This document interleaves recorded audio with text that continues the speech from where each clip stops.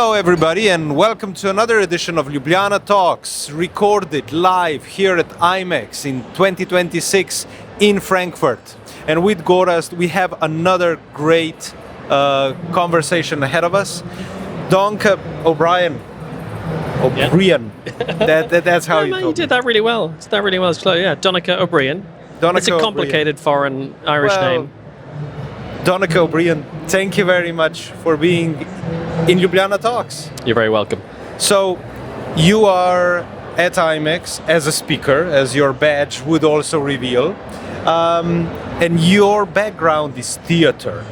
Now, my first thought would be to ask you if there's a saying that life is a theater.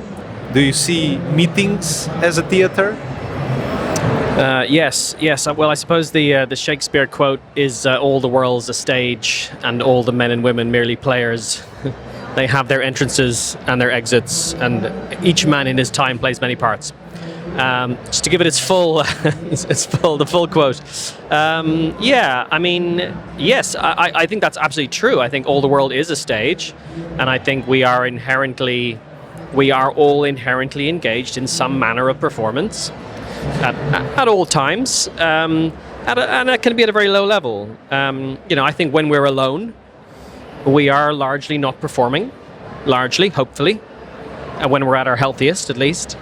And in all other contexts, there is some element of performance, and that's fine, that's healthy, that's human interaction, that's meeting people halfway. It's we do a lot of, as naturally as humans, we ape, right? The word even comes from our ancestry as apes. We ape. We mirror tones. I don't know if you do this, but I don't know does your accent change when you go back to the town you're from? Your accent, you spend a few days there, suddenly your accent slightly shifted. Performance is part of how we engage with that all the time. So it can be a very useful lens through which to look at interaction, whether that interaction is a meeting or an event, or as in my background, on a stage production, it's in fact in that context you're being invited to look really carefully at how humans behave, at human behavior, almost forensically in a way, to study. Can we say that the beginning of our industry we are seeing here actually is Greek theater? Or I'm completely wrong, So, and then development through Roman times to what the theater today is actually. But basically, all the basic ingredients of Greek theater are also the basic ingredients for a good event, actually, somehow. I'm not just talking about Greek drama, but about everything. Agora, I don't know, to name it. I think the agora is a really nice reference. Yeah, it's one I've used in my work. So, as I understand it, its agora is just a way of meeting and discussing a public topic, right? It was a way in which the ancient Greeks, or is it Roman, the agora? It's Greek, yeah, it's Greek. In which, and then they probably stole it. They stole everything. The Romans stole everything, right? History, eh? The Romans stole things, and then we stole things from them. That kind of the agora is interesting. Agora is it's the skill of gathering. It's the skill of public discourse. I guess it's a reference point for our parliaments, but also our kind of local community groups and our discussion groups and our education system to some extent as well, right? So it's very influential. On the theater side of it, I guess, the theater side isn't so much about how we gather and how we communicate, because it's quite a fixed communication style, right? We watch something unfolding in front of us, but it is interesting as a forum in which we get to study ourselves. We get to study ourselves in a public space, so surrounded by our peers. We get to look at ourselves as a society, as a culture, as a people, in all of our successes and failures. But actually, how good we are in getting to the catharsis, I would say, if I come back to theater, which is the ultimate goal of any theater performance, actually, so that we go out of the theater with a little bit different view on certain topics, or completely reshaped sometimes. That's the idea of some of the authors, How good we are in that, by our opinion, in this industry we are talking about. Yeah, I think so. Yeah, the catharsis. If you, in terms of story structure, the climax would be another word. The kind of the peak moment, the moment where everything kind of comes together, and all the themes and all of the kind of desires and objectives and actions of the characters, come together in some kind of defining moment where things are revealed and the truth comes out, and we are, there's an emotional climax, and it's an interesting model in terms of events. I for sure I do think in story structure. I think in story structure by accident, because I have 20 years of directing plays and developing plays, and then later on also writing. It's just kind of a habit of a lifetime, really. So I do think in that way, and I do think in terms of how are we using Act 1, if you like, the beginning. How are we using that to lay down the fundamental themes? How are we sowing seeds that we're going to deliver on later or invert later? How are we sowing expectations that we're going to follow through on or subvert? Because actually in the theatre, of course, surprise is fundamental, which I think maybe is that's a nice alarm. We have a Peruvian shaman just over there performing. Right, so yeah. Yes, we're right next to Peru. Excellent ceviche. Excellent ceviche. Yeah. Which I just had.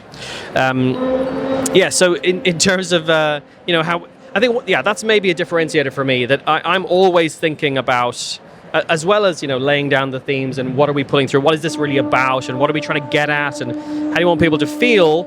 There's a lot of common ground there with kind of how the events industry thinks about events. I think a difference for me is that I'm always thinking about how to subvert expectations. I'm always thinking about, okay, how do I establish this here so that I can do this thing over here, which is going to completely change how someone's thinking about that in a way which completely takes them by surprise.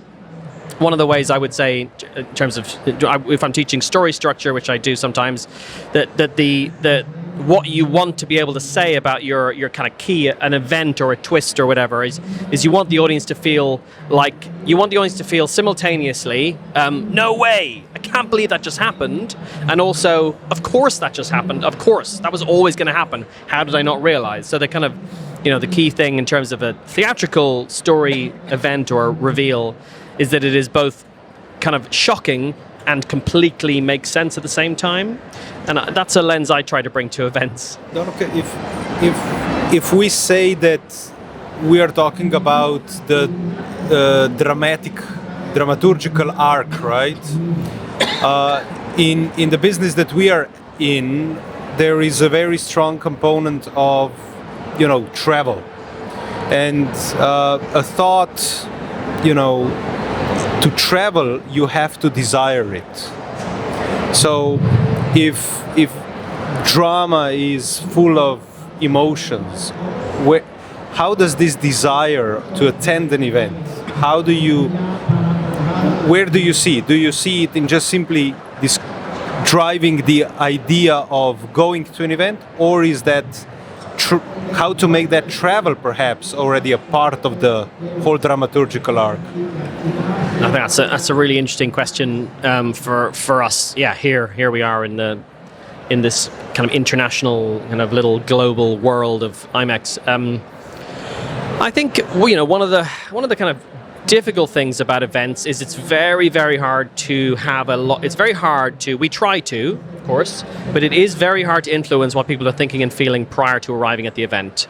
And we often go to a lot of work to set things up and manage expectations and a lot of pre-work, and I think that work is valuable, by the way, and I think you kind of do have to do it, and it's important and makes a difference.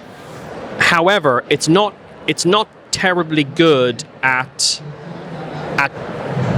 aligning your guests so that they arrive with the same ideas or feelings. It's not very good at that. I would say that, broadly speaking, unless you're in some kind of in this kind of event, if you're at some kind of tourism event where people are going on holiday, then you've got a far better chance of doing that, because people are actually approaching it wanting that. They want to be immersed as soon as they possibly can. They want to be immersed as soon as they can. And I think that, anyway, this is as a different kind of point of view on that question. But I think in this context, I think there's a huge amount you can do when people arrive, but before they arrive, you're quite limited. I think it's how you contextualize why people are here and what they're here for. I think it's very easy in these international events to arrive and just feel like you got off the underground in your own home city, and you just got a taxi from your own house, and how to help people to arrive in this specific, kind of liminal world of the conference in a way which is going to help them engage. Because this is an illusion. It's an illusion of the world, like you said. We can hear Peru, next to us. If nothing else, we can see it, but even our audience can probably hear it at times. But if you think about it, perhaps that tension is being created already because everyone who comes to the stand here at IMEX, they pre-book their meetings. They engage with the event beforehand, from home, from their office. They try to fill up their slots with interesting meetings that potentially can have a conversion. So the life cycle is similar to what you're saying, but I think it's actually even longer in some ways. But the anticipation of the event, and perhaps even the climax of this such an event or any other event, how do you see it then in the context of delivery? That we are all gathering here and we have all individual expectations, and that the stage is not the same. We are not looking at the same performance. Everybody has a different performance in this case. Yeah, that's an interesting and peculiar challenge, isn't it? I mean, again, I come from... hello, Pegal. Pegal's been on the podcast, I believe. I come from, my work comes from captive audiences. That's where I begin. I begin with, several hundred people trapped in their seats in a dark auditorium, watching whatever I make them. So I come from a very, very different place to this question you ask. I come from a place where I can safely rely on the fact that everyone sitting in those chairs wants to be there watching the thing that I've made. They may like it or they may not like it, but they've intentionally put themselves there, and they've handed themselves to the piece of art or performance. So in a way, my starting point makes that question quite difficult for me, and I think it's something I'm wrestling with. I think most of the time so far, so in my events career stretches only across a few years on the whole, from when I transitioned from predominantly directing stage work. Most of the time I'm working these days in corporate contexts with groups of anything from 20 to 120 recently, I guess, so moderately small groups. Kind of small enough to be one group, small enough groups that they're one group and they know why they're there, and they know they know more or less what they're expecting from the element that I'm arriving with.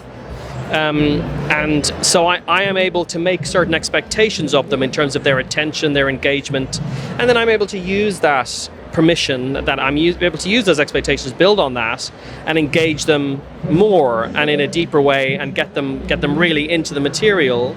But again, I guess for me, most of the time when I'm working in an event, my audience is broadly speaking captive. In the sense, I did a recent thing for Asahi, 120 of their senior team.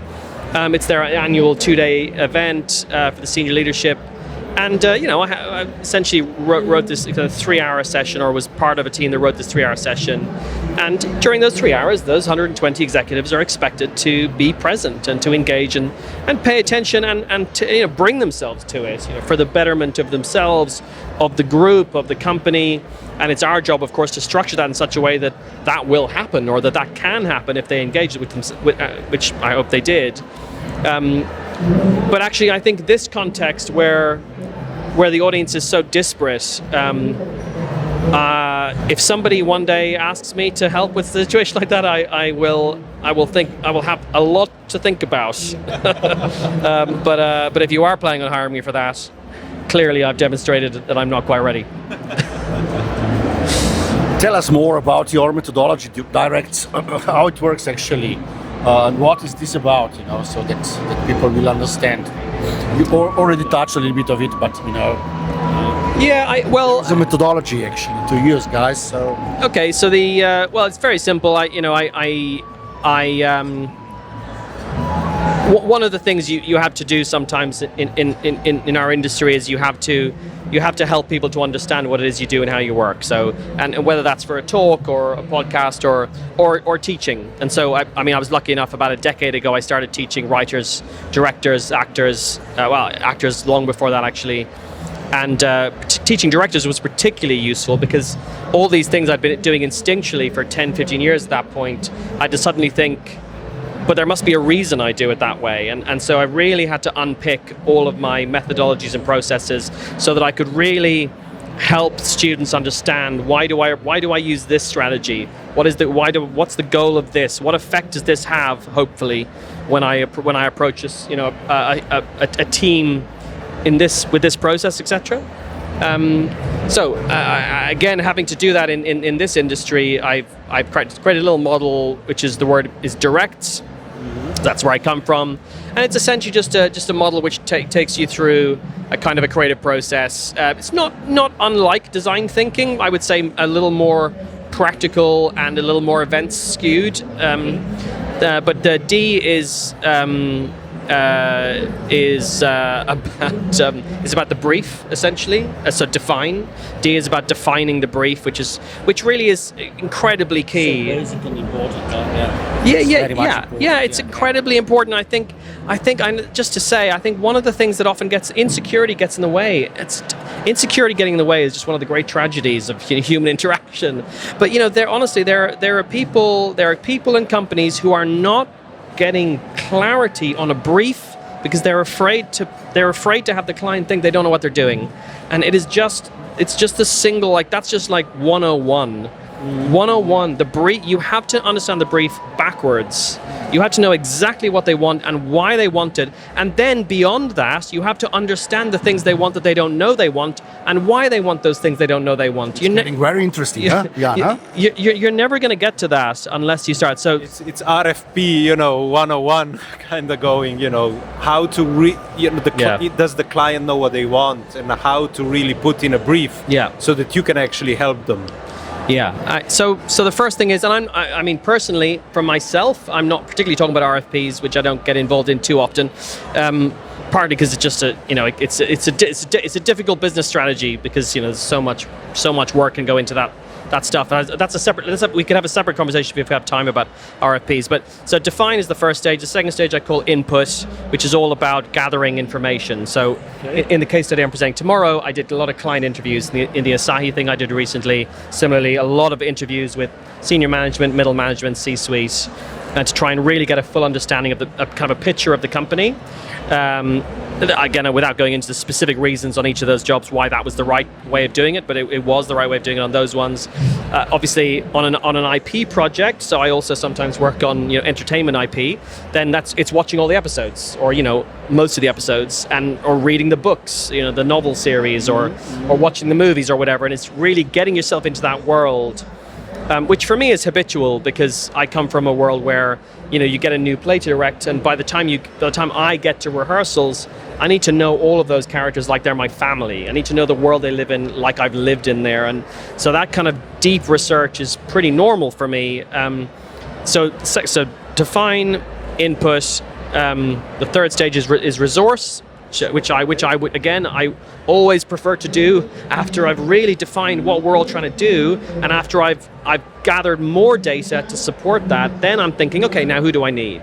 Who's my team here? What kind of people do I need to work with me on this? What kind of spaces might I need? What kind of budgets are we talking about? Of course, the budget may be defined already in the defining phase. Often is, but still in that resource section, things may come up that you want to kind of go back over, or you're just thinking about, okay, where are we going to spend this money? Are we going to spend it on personnel? Are we going to spend it on space? Are we going to spend it on time? So the third, so resource, and then DIRE, evolve. So essentially, this is what you would normally think of someone like me doing, which is what I like to call making stuff up, or or if you want to be more linguistically pure, the ideation period. This is where you're evolving your ideas. You've got the brief, and for me, I do try and create a certain purity of space for myself here. I do try to invent. I do a lot of mind maps. I do a lot of what I describe as drawing and coloring in. So I do a lot of mind maps. They're very colorful and playful. And what I discovered in hindsight was that the reason my mind maps are very colorful is not because I like them to look nice. It's because the coloring in helps me to stay on task in between having ideas. So I have an idea, I write it down, I make a connection, I connect it to this thing over here, I write another thing over here, and then I've had that idea, I've sketched it out, and I don't have another idea yet. And instead of checking my phone, I color in the circle, I color in that circle, I make the line nice and clear, and by the time I finish doing my coloring in, I've probably had another idea. Or even halfway through the coloring in, I've had another idea, and then I move on to that idea, and I'll come back to the coloring in when my brain goes blank again. And again, by then going back and cleaning it up and tidying and non-stop. Yeah, but I would say the coloring, I use the phrase coloring in intentionally. It's not designing, it's not intended to look pretty, but it helps me to stay on task in the flow of that creative thinking. Even the choosing of the color as kind of minor as that is, it keeps me on task. Anyway, so there's an evolving period. Of course, you're going to involve your collaborators in that. So there's going to be you're going to be dipping into your kind of resources and your team.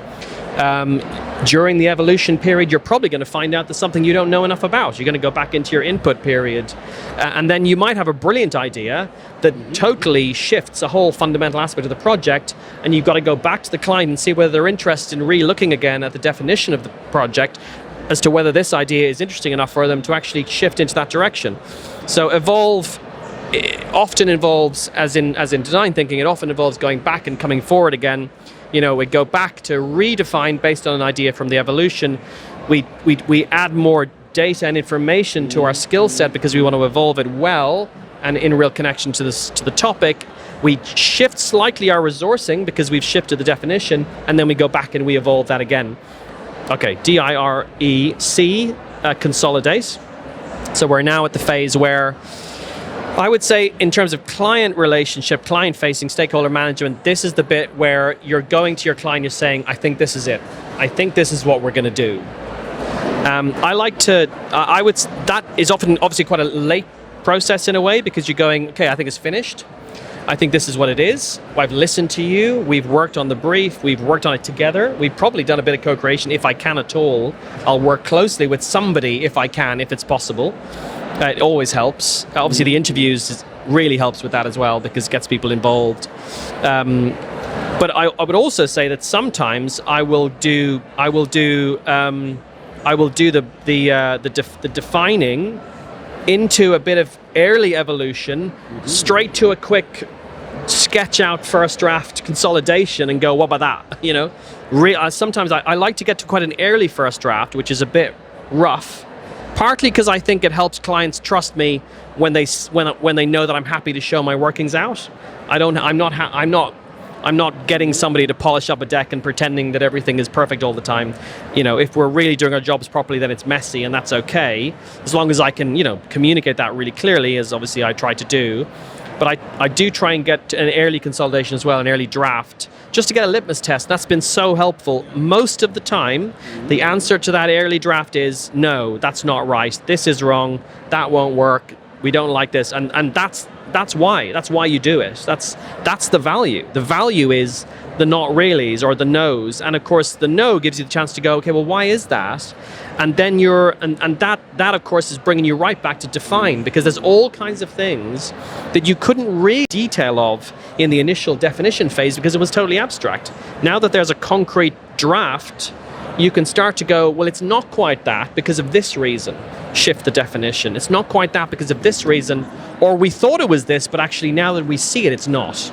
and then you go, okay, well then we're going to have to completely redefine that aspect of it. So consolidate being the C, and then TS at the end is time and space, which is really something that kind of happens throughout, which is mostly about what are your timescales, kind of getting into the detail of that, understanding who you need to talk to, that which also relates to resource, like who within the company, who's in charge of these things, where do these things sit, who do you need to be in touch with, so that you get a response in 2 days rather than 2 weeks, for example. That I would say that sits partly in resource as well. And then, time and space also about, what is the location? This is exactly what people are here for, because spaces are so important. Where are we doing this?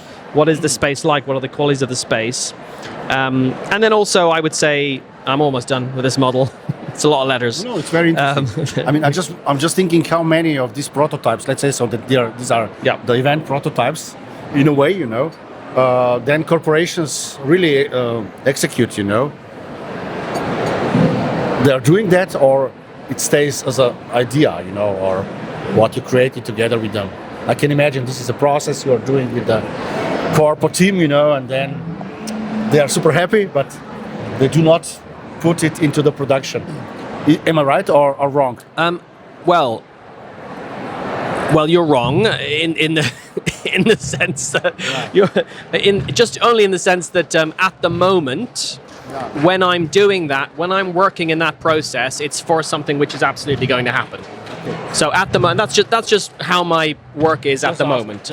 Yeah, because of course it's totally possible, to be on a retainer or working on RFPs or working on R&D stuff. Of course that is, and I'm sure I will have periods where I'm doing more of that.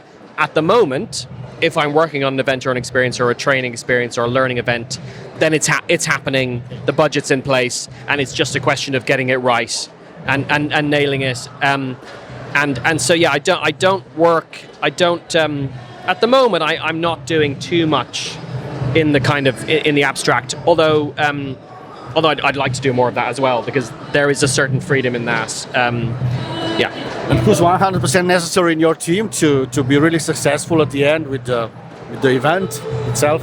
Like, I don't know, who from designer side needs to be part of your team? I mean, is that a light designer or I don't know, scenography designer?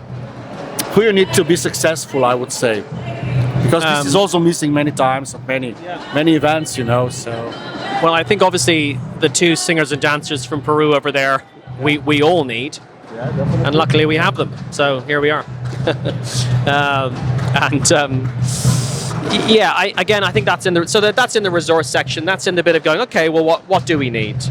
What do we need and what can we afford? Because also, coming from theatre, in a theatre context, well, you're always going to have scenography, you're always going to have costume design, you're always going to have actors, you're always going to have lighting design, you may have video design, you're always going to have sound design, you may well have original composition. Those things are all normal in a theatre production, but actually, to extrapolate that to an event, there isn't usually the budget to have all of those elements. And so what's useful about my experience is I have experience of working with a very wide array of creative elements. And so that's why the resource section is so important for me to go, okay, well, what are we choosing here? Are we investing our money in scenography? So, for example, in the project I'm doing a case study on tomorrow, the Docs project, we actually invested a relatively small amount in scenography because we invested a lot of money in the space. So we put ourselves in 100-year-old coal yards, kind of an old dock on the canal in Hoxton, and that space did a huge amount of the work for us. So we were there for it. We did have a scenographer, but actually he didn't need a huge budget because it was mostly dressing and certain details and elements, props. So for example, sometimes you're just making a choice. You can go one way or the other on something. Do you agree that less is more or not? I'm asking this in a way of under impression of what we are experiencing. Yeah, I think less is more. Yeah, I think I think it is. Yeah, I think the reason less is more is because less is more when less is because of an aesthetic discipline. I think then it is more because the specific choices are being made, which are it's intentional. Intentionality and aesthetic discipline creates a situation where less is more. I think that's true.